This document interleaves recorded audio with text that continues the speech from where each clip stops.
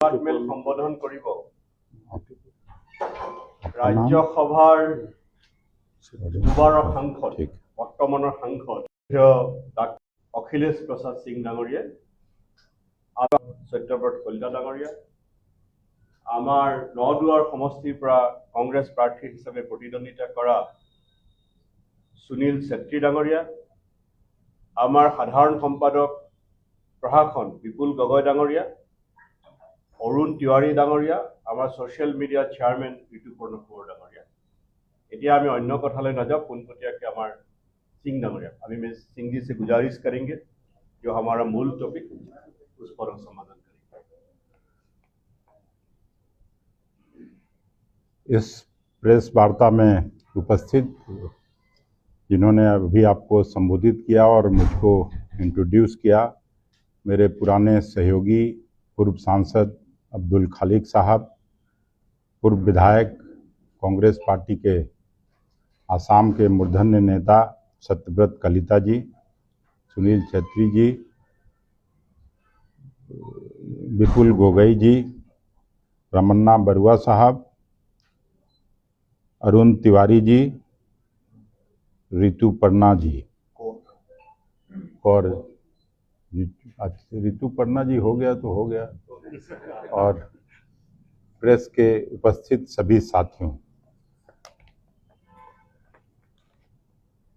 आसाम मेरे लिए नया नहीं है, यहाँ से हम लोग जुड़े हुए हैं, और आज का जो आपको बुलाने का मकसद था वो पूरे देश में पिछले दो सप्ताह से चल रहा है कि किस तरह से अयोध्या में जो राम मंदिर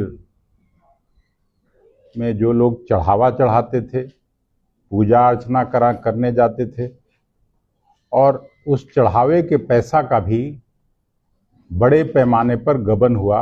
उस सिलसिले में मैं कांग्रेस पार्टी का पक्ष रखने के लिए आज गुवाहाटी में आप सभी मित्रों के सामने उपस्थित हुआ। आप जानते हैं राम मंदिर दान घोटाले पर जो ताज़ा अपडेट, सबसे मैं तो बोलूँगा 2 दिन पहले मुख्यमंत्री योगी जी अयोध्या के दौरे पर गए थे। हालांकि राम मंदिर घोटाले मामले में अब तक न तो राज्य सरकार और न ही भारतीय जनता पार्टी की तरफ से कोई जवाबदेही तय की गई। राज्य सरकार द्वारा गठित एसआईटी की रिपोर्ट में कई गंभीर सवाल और विसंगतियां सामने आई हैं, लेकिन उन निष्कर्ष पर अब तक न तो कोई संतोषजनक स्पष्टीकरण दिया गया है और न ही कोई आधिकारिक सफाई पेश की गई है। 3 बड़े सवाल जो हम लोगों के मन में, आपके मन में और देशवासियों के मन में है कि जब ट्रस्ट का गठन खुद प्रधानमंत्री की देखरेख में हुआ तो इस घोटाले की जवाबदेही कौन लेगा। दूसरा सवाल कि अगर सब कुछ ठीक था तो चंपत राय और अनिल मिश्रा के इस्तीफे फिर क्यों लिए गए। और तीसरा, अगर कुछ गलत नहीं हुआ है, जब कोई कार्रवाई नहीं हो रही है, तो सुप्रीम कोर्ट की निगरानी में जो कांग्रेस पार्टी का डिमांड है कि स्वतंत्र जांच से डर फिर किस बात का सरकार को लगता है। ये 3 गंभीर सवाल हैं और देश जानना चाहता है कि प्रधानमंत्री नरेंद्र मोदी जी इस पूरे प्रकरण पर अभी तक मौन क्यों हैं। क्या चंपत राय, अनिल मिश्रा, गोविंद देव गिरी, गोपाल राव और ट्रस्ट के अन्य शीर्ष पदाधिकारी इस पूरे प्रकरण में जवाबदेही से बच सकते हैं।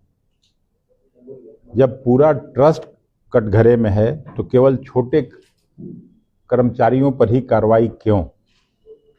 क्या केंद्र सरकार सच्चाई सामने आने से डर रही है। अगर सब कुछ पारदर्शी था तो फिर चंपत राय और अनिल मिश्रा का इस्तीफा क्यों लिया गया। गिरफ्तारियां शीर्ष स्तर पर अभी तक क्यों नहीं हो रही हैं।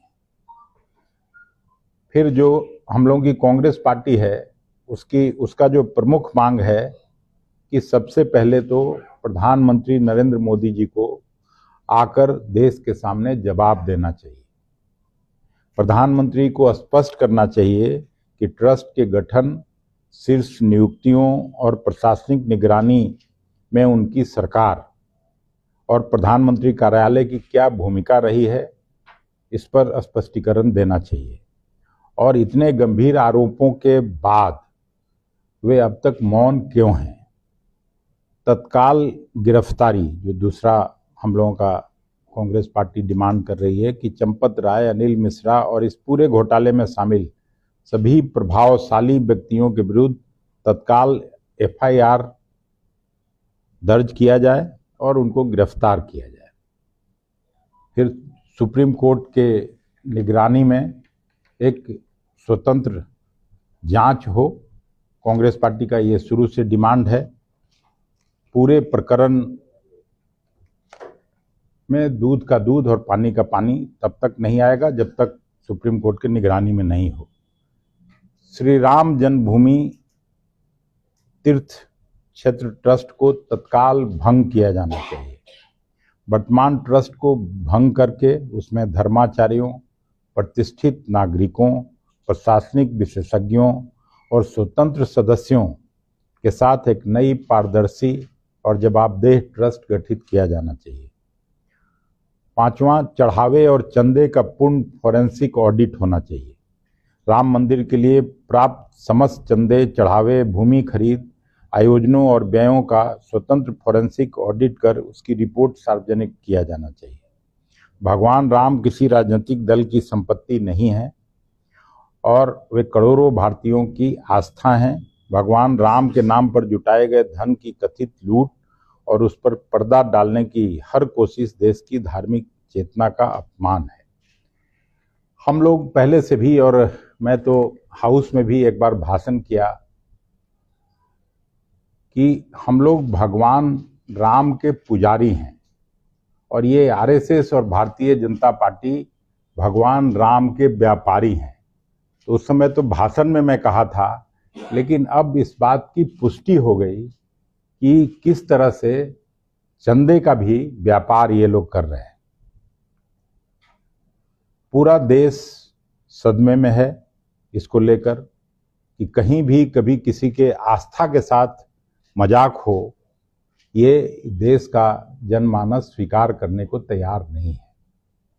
इसलिए कांग्रेस पार्टी ने ये निश्चय किया है कि देश भर में सभी प्रमुख शहरों में, न केवल स्टेट कैपिटल में बल्कि हर जगह जाके इस स्थिति से लोगों को अवगत कराएंगे और जब तक सुप्रीम कोर्ट के सिटिंग जज के नीचे स्वतंत्र जांच नहीं हो तब तक कांग्रेस पार्टी इस मुद्दे को जोर शोर से न केवल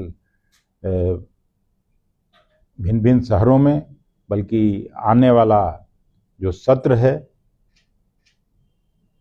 20 तारीख से जो आहूत की हुआ है उसमें भी हम लोग इस मुद्दे को उठाएंगे और इनके काले कारनामों को जनता के सामने लाने का काम करेंगे। बहुत धन्यवाद। अगर कुछ पूछना हो तो সুধিব লগা আছে এটোৰ ওপৰত সত্যতা কিবা ক'ব নেকি?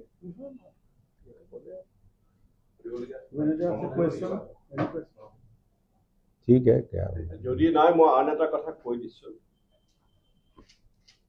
बाकी लोग फिर उधर আমাৰ पूछेंगे। মুখ্যমন্ত্ৰীয়ে মাজতে ছবি অঁকাৰ কথা কৈ পৰেশ বৰুৱাৰ ছবি আঁকিবলৈ কৈছে। এই কথাটো যদি মাননীয় মুখ্যমন্ত্ৰীয়ে নকয় আন কোনোবাই ক'লেহেঁতেন তেওঁৰ ওপৰত কিন্তু ৰাষ্ট্ৰদ্ৰোহৰ গোচৰ হ'ল। কাৰণ আমি সকলোৱে জানো পৰেশ বৰুৱা এটা নিষিদ্ধ ঘোষিত সংগঠন আলফা স্বাধীনৰ মুৰব্বী। ভাৰত চৰকাৰে নিষিদ্ধ ঘোষণা কৰা সংগঠন এটা মুৰব্বীৰ ছবি আঁকিবলৈ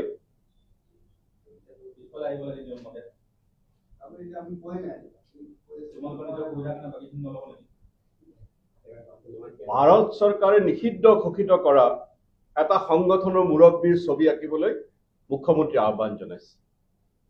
অন্য কোনোবাই কোৱা হলে কিন্তু মুখ্যমন্ত্ৰী ধমকি দিছে NSA লগাব বুলি, তেওঁৰ বিৰুদ্ধে NSA লাগিলহেঁতেন।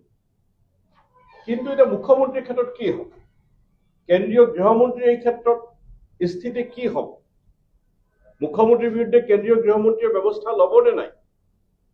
গতিকে এই কথাবিলাক মুখ্যমন্ত্ৰী মহোদয় টুলুঙা কথাৰ কাৰণে তেখেতক সকলোৱে জানে, কিন্তু এতিয়া তেখেতে আমাৰ নতুন প্ৰজন্মক কোন দিশেৰে লৈ যাব খুজিছে, সশস্ত্ৰ বিপ্লৱৰ পথেৰে লৈ যাব খুজিছে নেকি। গতিকে মুখ্যমন্ত্ৰীয়ে যি কথা কৈছে ইয়াৰ ওপৰত কেন্দ্ৰীয় গৃহমন্ত্ৰীয়ে ব্যৱস্থা লোৱাটো আমি বিচাৰিছো।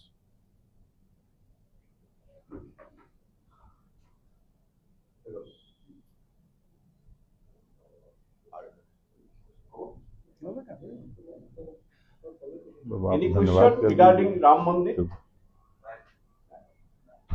तो আপনারা সকলকে